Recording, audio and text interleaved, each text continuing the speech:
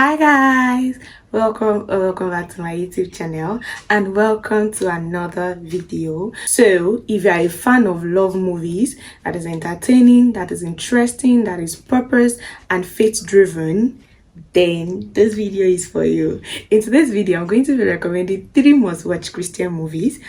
They are inspiring, they are relatable, that obviously are going to leave us lesson to learn, and we're also going to get entertained while watching them. So if this video is something you will like, then you have to stay tuned and watch the very end. So let's dive in. First on the list is, drum roll, Silver Ever After by Pastor Laju Iren. It is showing on Laju Iren TV. I'm specifically mentioning the TV these movies are showing so that you will not go and watch it on some other unauthorized TV and somebody's at work. Do you understand? Somebody will be getting paid for someone else's artwork. So it's showing on Laju Iren TV. Pastor Laju Iren is the writer and I think the producer of the movie. I really am not sure about the producer and all those writer stuff, but I know that it's a movie. So this movie featured old couples and new couples, and it's just a story. It's just like a love story in a Christian home, and the fact that what you see on the outside might not really be what is going on in the inside. These old couples, they've been together for 25 years, and these new couples want them to be their mentors in marriage like things. And the thing is, these old couples are battling like a lot in their home. They are wrestling with a lot of things in their homes, and but they don't look like it in the outside. They don't look like they're going through a lot in the outside, and these new couples want to be like them. So this movie is not the typical fairy tale, oh, the married is lovely, blah blah blah blah blah. No, it's like they went through a lot together. A friend of mine posted on a status that she cried, she laughed in the movie. Like, it embodied different emotions. They went through like a lot, and the thing is, they were not really happy in the relationship. But then thank God for God that made their marriage sweet almost at the end. But they were not really happy. The husband pursued a career he shouldn't pursue at that time. The wife, I think he insisted, or he asked the wife to stop a particular business she was doing.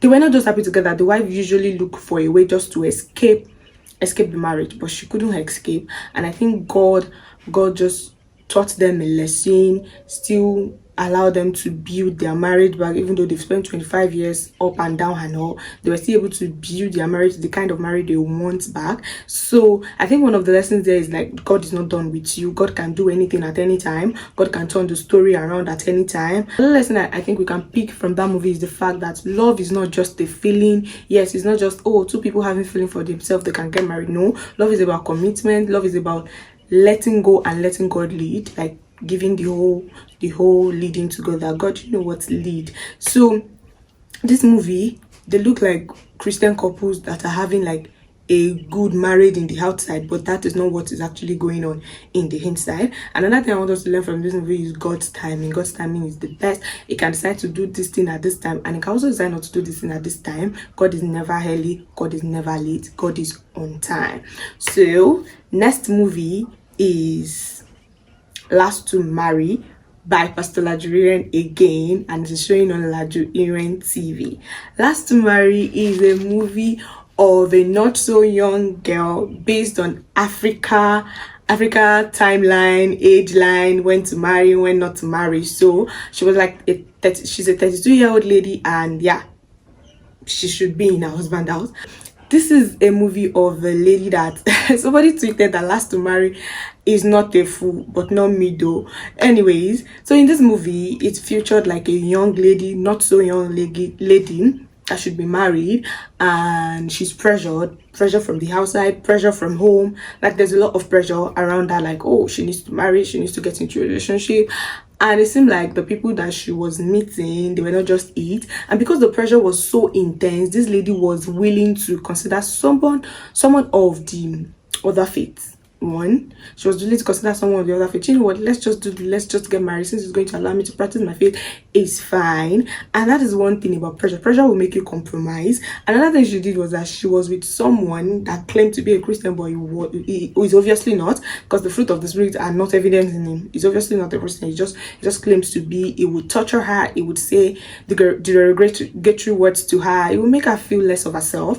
But because she wants to be married, she needs to be married. I think she even gave God a timeline, and that is so bad, because giving God a timeline, the devil will now like make use of it and say, let's bring this devil in, let's bring this wolf in sheep clothing to her, since she has given God a timeline. Let's make him look like God sent, and it's like a danger, because it could lead to making the wrong choice. But thank God for God that God was still able to come through for her. And I think our pastor or our mentor was able to tell her that the thing is, you have paused your life because of this particular thing. And that is one lesson we need to learn. You don't need to pause your life because because of marriage. Especially, it happens a lot. This is that there's this God-given purpose that God has given you. There's this vision, there's this project that you need to work on, but you think that, let me just wait to marry, let me just wait for that person to come, then we'll work on it together. So she was advised that, you know what, get working on what God has asked you to do. Start the work, just start it.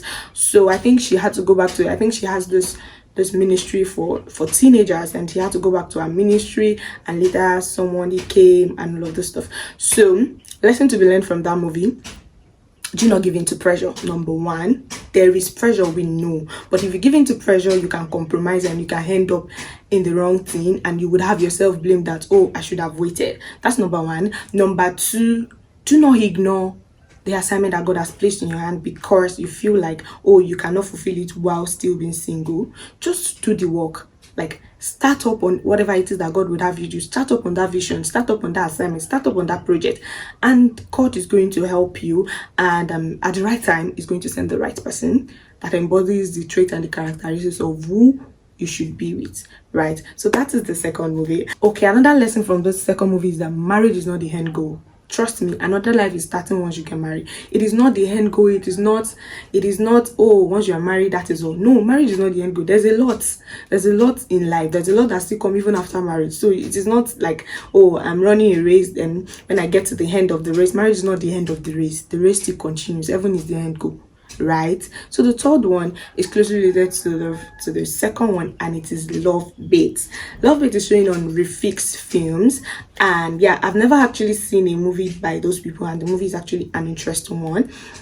Love Bait is a movie that featured another young single lady, not so young because she's a 28-year-old according to the movie, and her mother is on her neck. This is even pressure from within. And the thing is, pressure from social media is a little bit is something you can control compared to pressure from within. Pressure from your house is crazy. So she had pressure from home, and her mom is all over her. Look at you, you're single, you should be married, you should be this, you should be that. It's a whole lot, and that thing kind of pushed her to make the wrong choice.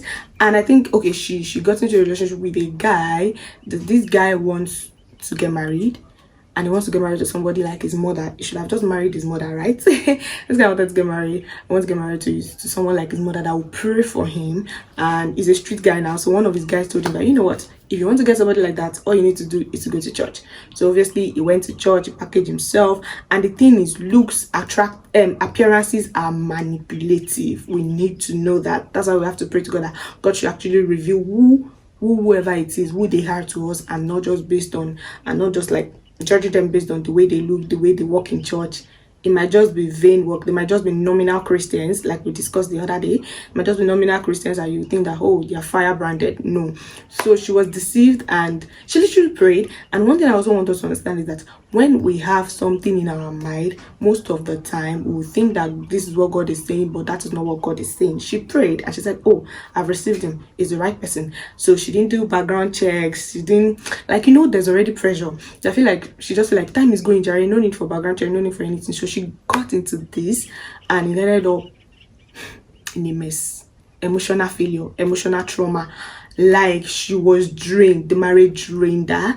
She saw the side of him being a street boy, he clubs, And then he just had to open up to her. You know what? I pretended I just wanted to get a wife. That's why I came to church and all of the stuff. They don't go to church together. They don't lead prayer together.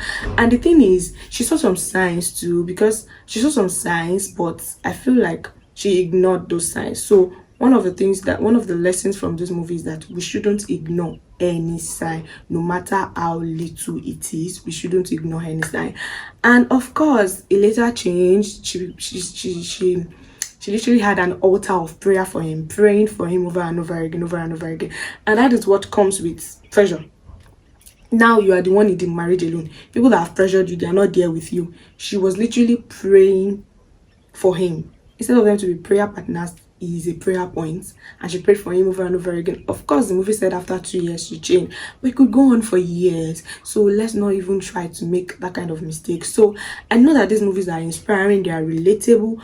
They are entertaining, but beyond that, it is a message, it is a conversation for us, and we should actually pick the lessons that we need to pick for this movie. So if you actually want to watch movies like that, movies that embodies all of those traits, faith, relationship, and all the stuff, I highly recommend these 3 movies. You're going to enjoy them, and you're going to learn like a lot from them, a lot of lessons that I might not even able to to bring out from them. You're going to learn a lot from them. So if you've watched this movie, leave it in the comments. What are your thoughts? What do you think? And if you have other recommendations for us to, leave it in the comments. Until next time, I am going to be seeing you again. My name is Olaide Rachel. Subscribe to my channel, like this video, leave a comment below, and I'm going to see you in my next video. Bye.